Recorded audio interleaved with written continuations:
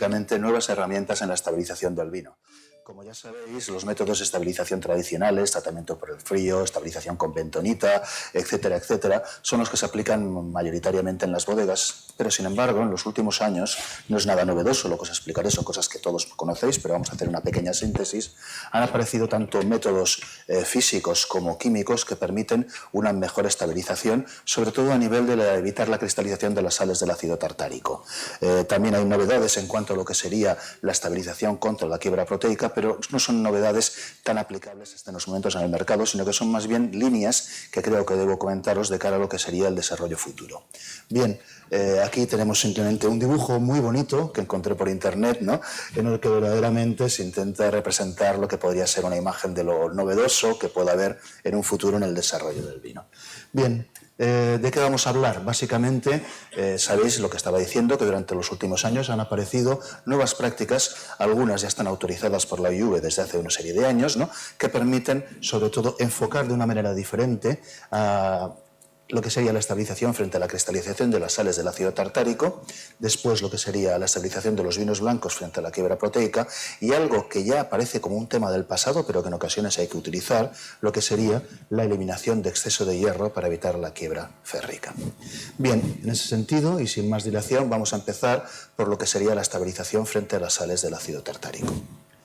En ese sentido, simplemente comentaros, ¿no?, que hay diferentes métodos. Podríamos hablar de tratamientos físicos, concretamente lo que sería la electrodiálisis y el intercambio catiónico, ambas técnicas autorizadas y que además tienen una ventaja colateral delante de los inconvenientes que está generando el cambio climático. Y es que no solo se puede lograr la estabilización tartárica en ocasiones, no siempre, esto hay que matizarlo, sino que permiten también una disminución importante del pH, lo cual en ocasiones es muy necesario delante de la situación actual en que los pHs, por desgracia, están aumentando muchísimo. Por otra parte, se puede utilizar la ya conocida carboximetilcelulosa, la famosa CMC, y últimamente se ha autorizado también por parte de la IUV la utilización del poliaspartato potásico, que presenta ciertas ventajas respecto a la CMC, como comentaremos a continuación. Bien, en ese sentido empezaremos por los tratamientos físicos y en primer lugar hablaremos de lo que es la electrodiálisis. La electrodiálisis consiste simplemente en trabajar con un campo eléctrico muy potente y tecnología de membranas selectivas.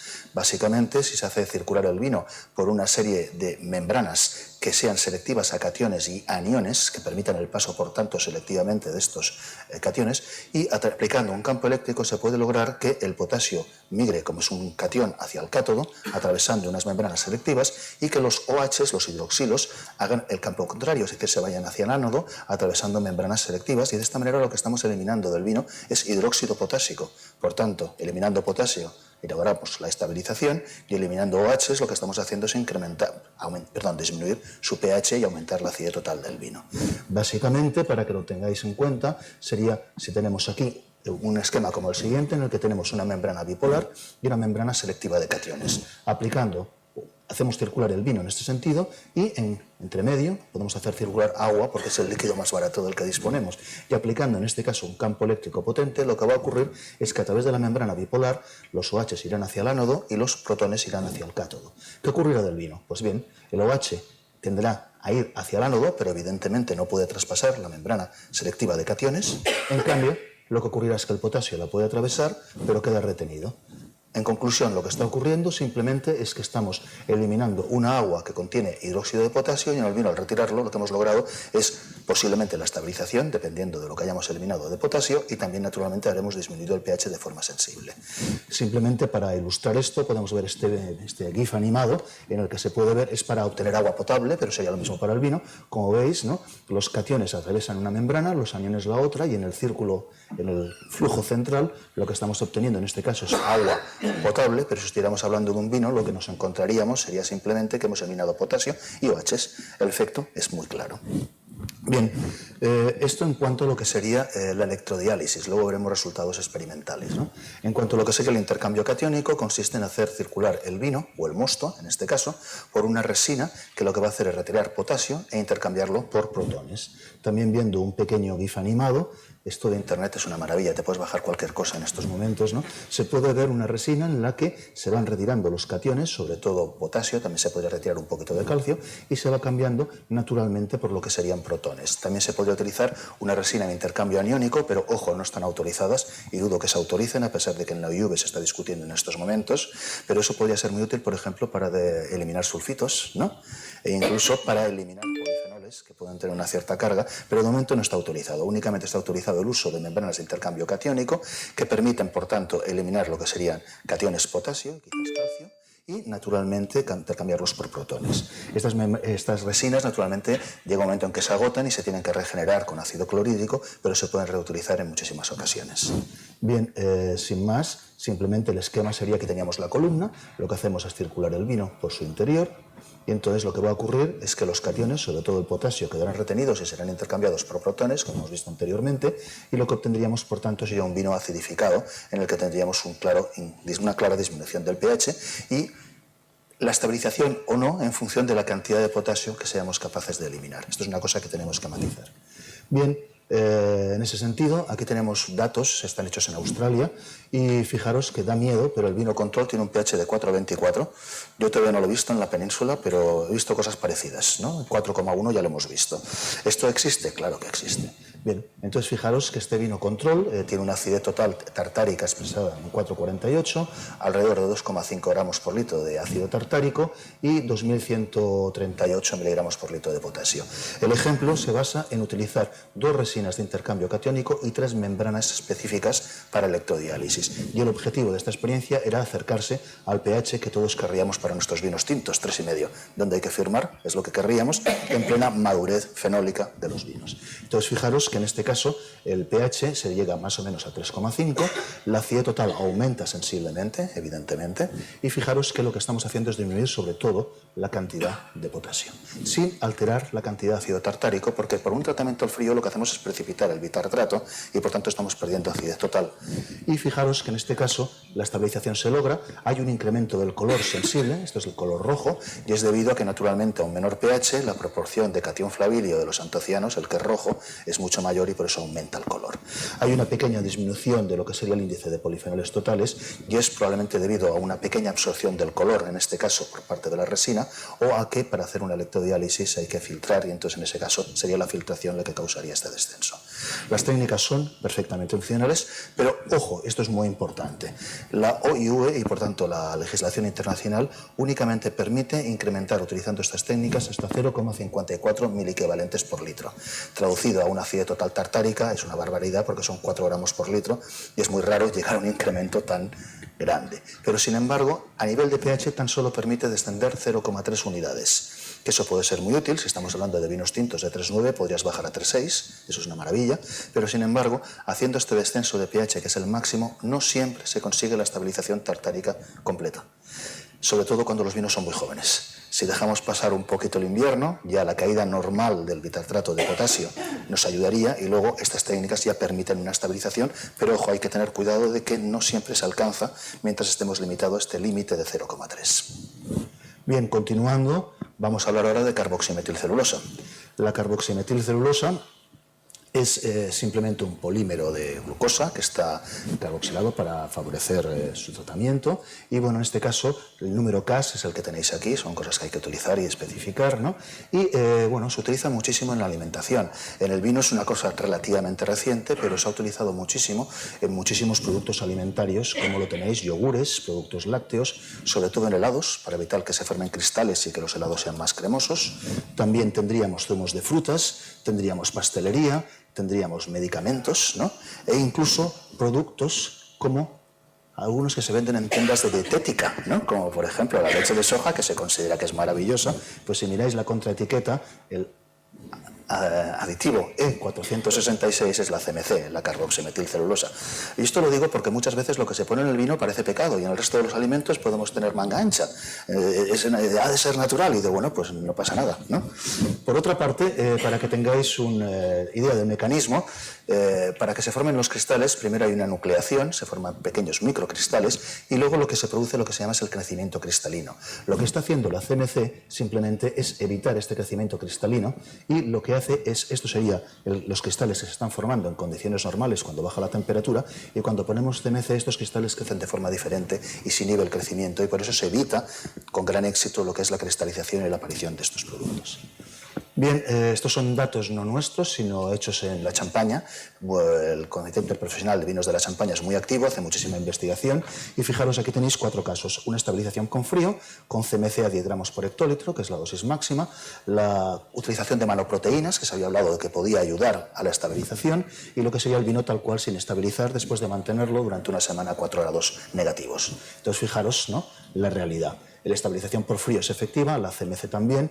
Las manoproteínas hacen que baje un poquito la cristalización respecto a lo que sería el vino control, pero no consiguen en ningún momento garantizar. Ayudan, pero no garantizan una estabilidad y por eso hay que ir con precaución. Simplemente a nivel de datos analíticos, aquí tendríais el vino no estabilizado, estabilizado por frío y con CMC. Y simplemente mostraros que hay una disminución del ácido tartárico, hay una disminución del potasio y se logra la estabilidad, pero sin embargo con CMC no hay pérdidas. Y además tiene unas ventajas enormes en cuanto a lo que sería el ahorro energético de evitar un tratamiento por frío. De hecho, este estudio se hizo en la Champaña precisamente dentro del campo de mejorar la sostenibilidad de la industria de los vinos espumosos, ya que al ahorrar la energía necesaria para el tratamiento del frío, las emisiones de CO2 disminuían sensiblemente en todo el proceso industrial de elaboración del vino. Bien, continuando, esto es un experimento que hicimos nosotros. Cuando salió y se autorizó la CMC, dijimos, vamos a probarlo. Cogimos un vino base para cava, creo que era de Macabeo, creo recordar. Era inestable para la quiebra proteica o estable respecto a la quiebra proteica. Esto hay que tenerlo en cuenta porque la CMC puede interaccionar con las proteínas en los vinos blancos y también con los polifenoles en los vinos tintos, ojo, y dar lugar a precipitados no esperados. Hay que ir con mucho cuidado. Por otra parte, lo que hacíamos con estos vinos simplemente era un control positivo inestable, otro control negativo que lo estabilizábamos a menos 4 grados durante 15 días. Añadíamos ácido metatartárico, el producto clásico que se ha utilizado muchísimo, pero que no tiene una durabilidad en el tiempo. Lo que sería el CMC, probamos 4 empresas diferentes de CMC. Os voy a enseñar los datos de una de ellas, que es, bueno, de la media de todas, porque eran todas iguales. O sea, realmente pensábamos, ¿habrá diferencias entre fabricantes? No, no doy los datos, pero simplemente que lo sepáis, ¿no? Y luego, naturalmente, aquí tenéis las diferentes marcas, ¿no?, que utilizamos, pero todas dieron un resultado idéntico a la misma concentración del producto puro. Y luego esto lo hicimos todo, evidentemente, por triplicado, y lo que hacíamos también era utilizar el vino tal cual y añadirle 1,5 grados de alcohol, considerando que en un vino base, en un vino espumoso, hay que estabilizar en las condiciones finales, y en la segunda fermentación va a haber un incremento del grado alcohólico de 1,5 grados y eso se tiene que tener en cuenta. Por esta razón, cuando se hace un test de estabilidad, el típico test de Bulton en un vino base, hay que hacerlo añadiendo alcohol, porque si no lo añades, lo que es estable puede dejar de serlo, ¿de acuerdo? Es una cosa importante a tener en cuenta. Bueno, todo por duplicado, naturalmente, ¿no? Y en este caso, al final, lo que teníamos es la comparativa de una semana a 18 grados y una semana a 35 grados para comparar la durabilidad en el tiempo de la CMC respecto al metatartárico, porque ya sabíamos que el metatartárico es para productos de muy rápido recambio, porque si no se hidroliza y desaparece su efecto protector. Bueno, todo por 2, y en total todo por triplicado, total 288 muestras. Fue un trabajo de fin de grado de un alumno de enología, un andaluz, ¿no?, muy simpático, de Huelva, y realmente trabajó mucho porque los resultados son buenos. Bueno, simplemente comprobamos la validez del método. Esto es el vino tal cual. Si hacemos el test de Bulton, vemos que a los 10 minutos ha bajado el 12,3%, era muy inestable, por tanto, y si lo manteníamos, bueno, evidentemente añadiendo alcohol es aún más inestable, porque hacemos que las sales del ácido tartárico sean menos solubles, y luego para comparar, porque claro, una cosa es el test de Bulton, que sabemos que funciona en condiciones convencionales, pero no sabíamos lo que iba a pasar con la carboximetilcelulosa, y por tanto decidimos hacer una larga estabulación, ¿no?, para ver qué es lo que pasaba, y pudimos ver que también en ambos casos había una disminución de la conductividad enorme y que por tanto los vinos eran muy, muy inestables. A continuación, lo que hicimos es lo mismo con el vino estabilizado por un método convencional, tratamiento al frío, y lo que podemos ver es que en ambos casos el vino es estable, tanto por el test de Bulton, variaciones de hasta el 0,3%, que eso es nada, y en el caso de mantenerlo durante 15 días a menos 2 grados, nos bajaba un 1,3, era un vino perfectamente estable, es decir que lo convencional funciona, ¿no?, pero había que comprobarlo para hacer las comparativas. ¿Qué pasaba con el ácido metatartárico? Bueno, simplemente aquí una imagen para que lo veáis. Aquí no hay apenas precipitados, son un poco de... El vino estaba turbio y caían cosas, ¿no? Y en cambio aquí lo que tenemos son cristales mucho más claros, como podéis ver. Bien, el metatartárico. El metatartárico lo utilizamos y vemos que a una dosis alta, que es la máxima autorizada, su efecto protector, tanto por estabulación, ¿no?, como por lo que sería el test de Bulton, en el vino normal es estable, y cuando añadíamos alcohol observábamos que verdaderamente el ácido metatartárico es muy efectivo. y por esta razón se ha vendido y por esta razón se sigue vendiendo, a pesar de que su durabilidad, como podéis entender, no es eterna, y manteniendo los vinos una semana a 35 grados, podemos ver que de entrada la conductividad ya aumenta, quiere decir que se ha hidrolizado el metatartárico y ha aumentado la conductividad, y que luego veis que la caída en este caso supera, en el caso de la dosis alta llegamos hasta el 2%, pero con las tabulaciones del 2,4 hemos perdido estabilidad y esta irá disminuyendo aún más si lo mantendremos más tiempo, y cuando hacemos la dosis baja, en este caso ya vemos que llegamos a niveles de 4,8 o 6%. Y naturalmente si añadimos alcohol, la inestabilidad aumenta más, ¿no? Como podéis ver, y en este caso llega, en el caso de la dosis baja y la estabulación durante 15 días, a 6,4%. Es pan para hoy, hambre para mañana, no va a funcionar y ya lo sabíamos. ¿Qué pasa con la CMC? Pues la CMC, podemos ver, esto es el control, nos garantiza una estabilidad perfecta, baja hasta el 1,8 con la dosis alta, y después de una semana a 35 grados ni se ha enterado. Los valores son idénticos y quiere decir que es estable en el tiempo, tal y como se ha afirmado. Y en cuanto a la dosis baja, podemos ver en este caso que estamos no consiguiendo la estabilización porque la dosis no es suficiente, 2,8%, pero sin embargo sí que tiene un efecto si comparásemos con el control. Habría que utilizar la dosis alta en este caso. Y añadiendo alcohol, pues los datos son muy parecidos. Podemos ver que se llega hasta una caída del 1,8 o del 1,7%, y con la dosis baja, en este caso, pues nos encontraríamos de que sobrepasamos el límite del 2%, que se suele considerar la frontera, pero sin embargo hay un efecto protector y únicamente habría que utilizar una dosis alta, simplemente. Bueno, quisimos mirar los efectos sobre la espuma, utilizando un equipo que es el Mosalux, que mide la efervescencia artificial generada por un flujo de CO2, y aquí se puede ver que no hay ningún efecto. Todo es igual, tanto la altura máxima de la espuma como la altura estable son absolutamente idénticas. Lo digo porque después con el poliaspartato hay cambios, lo veremos después. Y finalmente, si hacemos un análisis sensorial, ¿no? Lo que pudimos ver es que de 19 degustadores, que eran nuestros estudiantes, en test triangular tan solo 6, ¿no? Que no es ni la tercera parte, consiguieron encontrar la diferencia, y esto naturalmente no es significativo. Ya los 6 que lo habían acertado, porque es por azar realmente, les preguntamos cuál preferían y el empate fue total. Quiere decir que no tiene ningún efecto sensorial, claro, a menos a las dosis autorizadas. También, otra cosa que no he comentado, es un producto perfectamente seguro. La ingesta diaria admisible, utilizando la dosis máxima, implicaría un consumo de más de 70 botellas de vino cada día para alcanzarla. De lo cual, el problema sería el alcohol, no sería la CMC, ¿eh? Bien, pero no todo son ventajas. Ya os lo comentaba anteriormente, si no se hace una estabilización proteica, fijaros lo que pasa. Aquí aparece esta especie de turbidez, estas nubes algodonosas, y es porque la CMC puede interaccionar con las proteínas. Ante lo cual, si se va a utilizar la CMC, hay que ser un poco más drástico en la estabilización con bentonita de las proteínas. Poner un poquito más para garantizarlo, y luego también hay que intentar ver en pruebas de laboratorio, añadiendo la CMC y esperando una semana, 10 días, a ver que no te aparezca algún tipo de precipitado en la botella, porque ha habido algún susto. Si se utiliza correctamente, va muy bien. Después, bueno, básicamente no todo son ventajas. La filtrabilidad es una fibra y por tanto esta fibra en ocasiones puede aumentar muchísimo el índice de colmatación, sobre todo si se pone y se intenta rápidamente hacer la filtración y el embotellado. Aquí veis lo que nos está pasando. Si lo hacíamos inmediatamente a los 10 minutos, ¿no? Teníamos que, si esto era el vino control, lo que teníamos es que después, no sé, el índice de colmatación, que era 6,1, que es muy razonable, por debajo de 20, nos encontrábamos de que ya no lo podíamos determinar, y a las 72 horas también seguía siendo muy, muy alto.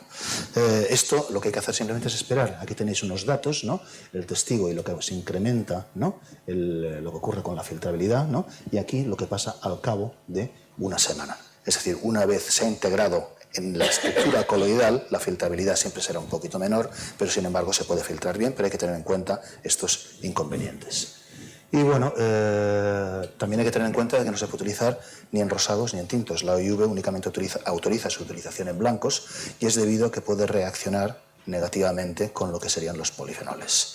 Hay combinaciones con goma arábiga y CMC que pueden llegar a funcionar, pero ojo que estamos jugando con fuego, y las pruebas que podemos hacer en el laboratorio a lo mejor nos garantizan de que no caen en el laboratorio, pero vete a saber lo que pasará dentro de un año, y los vinos tintos son vinos que envejecen. Hay que ir con cuidado, ¿de acuerdo?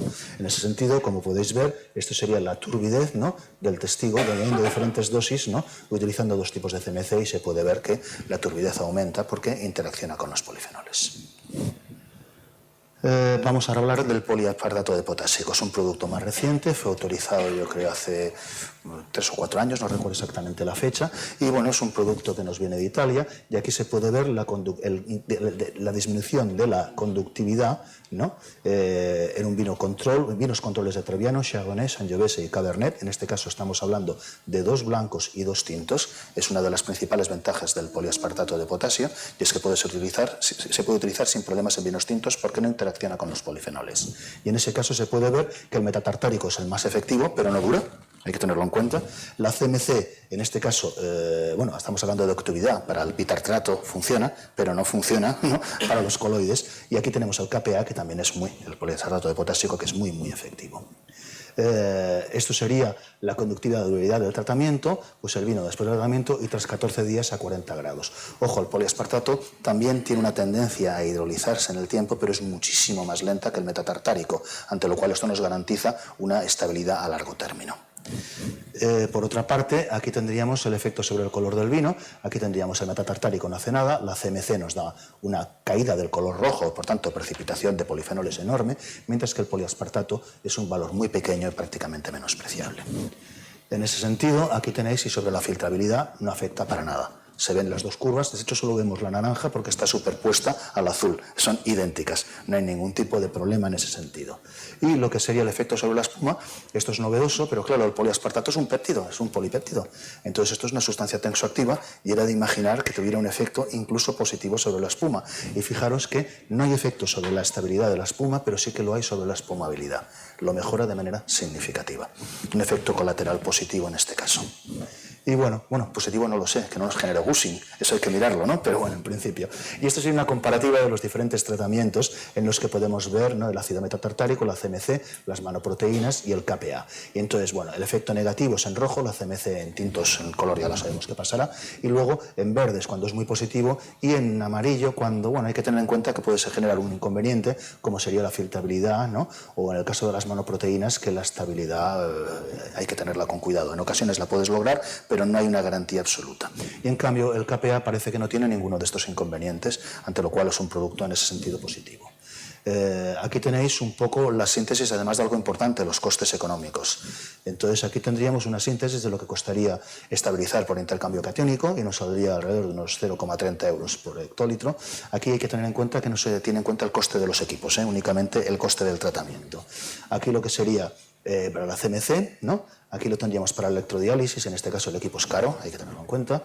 El poliaspartato de potasio, la combinación de goma arábica con CMC, que os había comentado que en ocasiones puede funcionar, pero ojo, hay que ir con cuidado, ¿no? Y por último el tratamiento al frío, el tratamiento clásico. Y se puede ver que el coste económico va en este sentido, aumentando. Realmente lo más barato es el intercambio catiónico.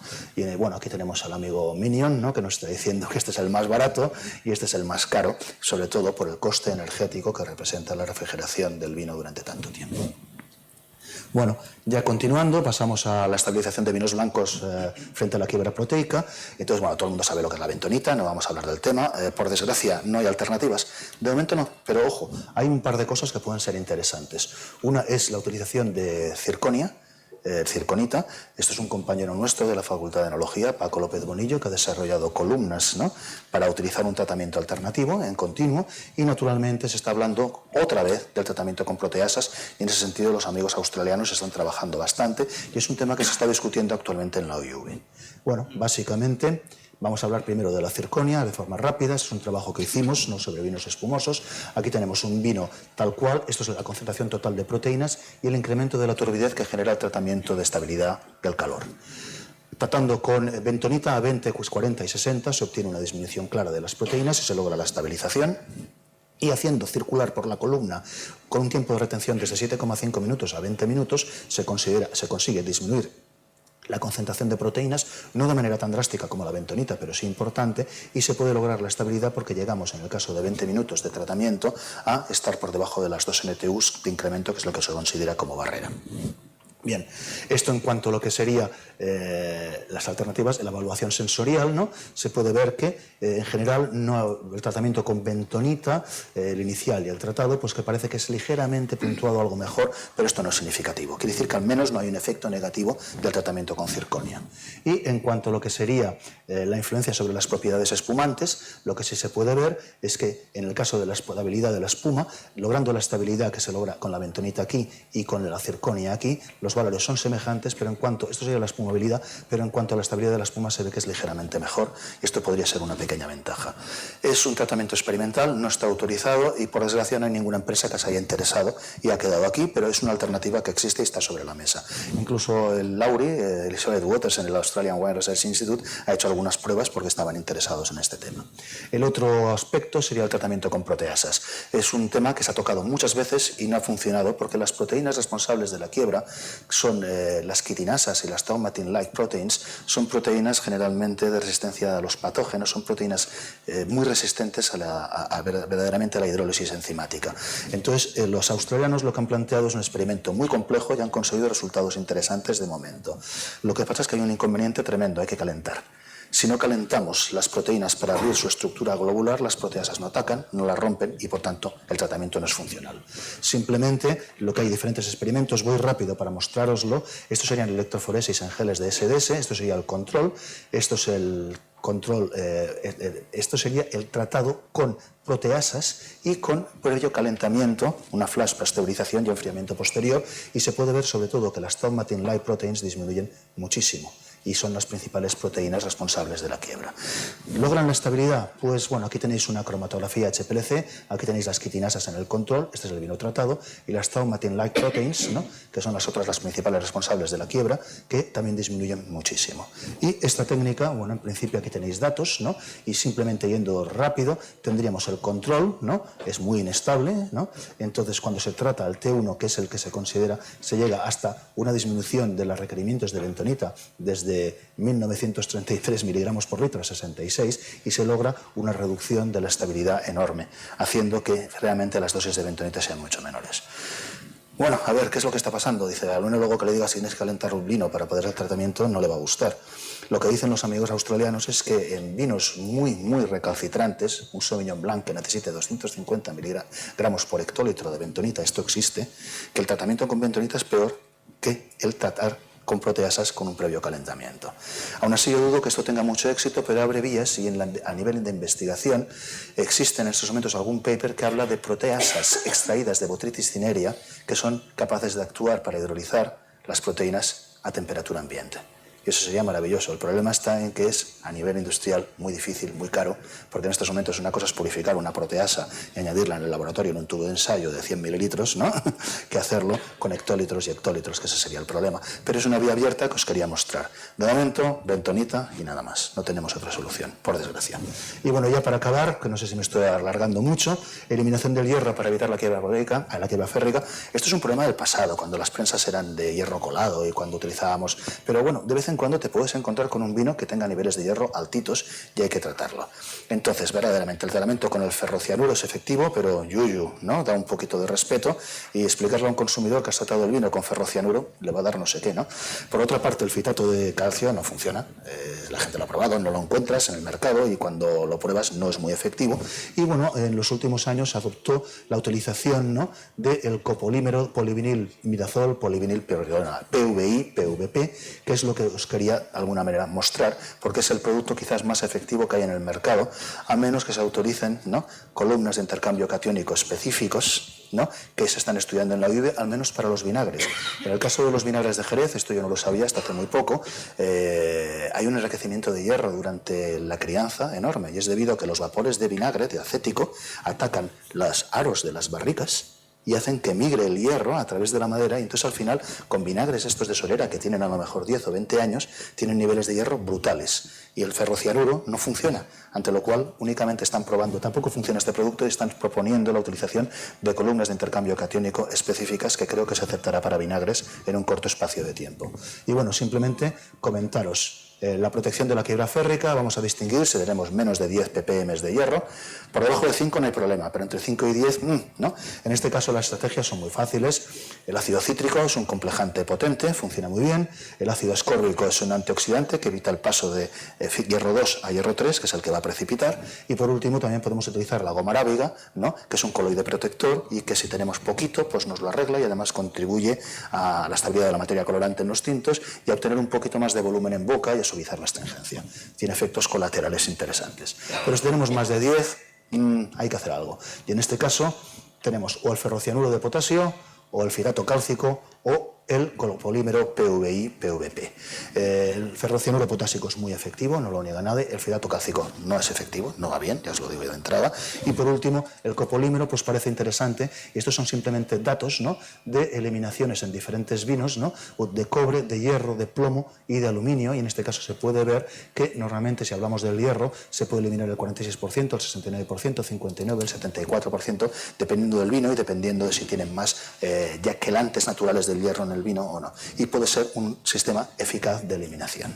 Y bueno, simplemente ya para acabar, ¿no?, quiero acabar con una frase maravillosa de Salvador Dalí, ¿no?, por todos conocido, en la que decía: un gran vino requiere un hombre loco para cultivar las vides. Bien cierto, ¿no? De un hombre sabio para vigilarlas también, no hagamos barbaridades, ¿no? De un lúcido poeta para elaborarlo, ¿no?, y de un amante para beberlo. Creo que es una frase muy bonita y con esto estoy a vuestra disposición por si queréis hacerme alguna pregunta.